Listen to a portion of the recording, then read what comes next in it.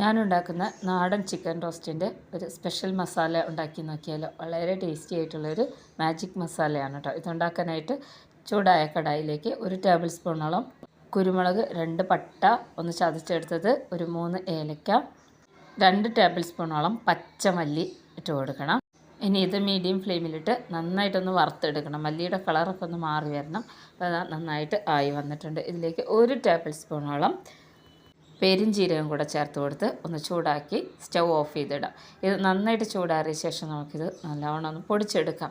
വളരെ ടേസ്റ്റിയാണ്. നല്ല കളറും നല്ല രുചിയും നല്ല മണമൊക്കെയുള്ള നല്ല അടിപൊളിയായിട്ടുള്ള ചിക്കൻ റോസ്റ്റ് ഉണ്ടാക്കിയെടുക്കാം കേട്ടോ. ഈ ഒരു മസാല മാത്രം മതി. അപ്പോൾ ഞാനിവിടെ ഇത് ഒരു മിക്സിയുടെ പൊടിക്കുന്ന ജാറിലിട്ട് ഇതൊന്ന് പൊടിച്ചെടുക്കുന്നുണ്ട്.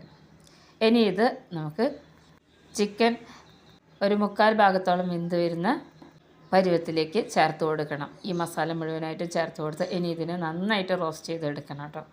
ഈ മസാല നമുക്ക് സ്റ്റോർ ചെയ്ത് വെക്കാവുന്നതാണ് കേട്ടോ. അപ്പോൾ എല്ലാവരും ഉണ്ടാക്കി നോക്കണേ. വളരെ ഈസി മസാലയാണ് കേട്ടോ.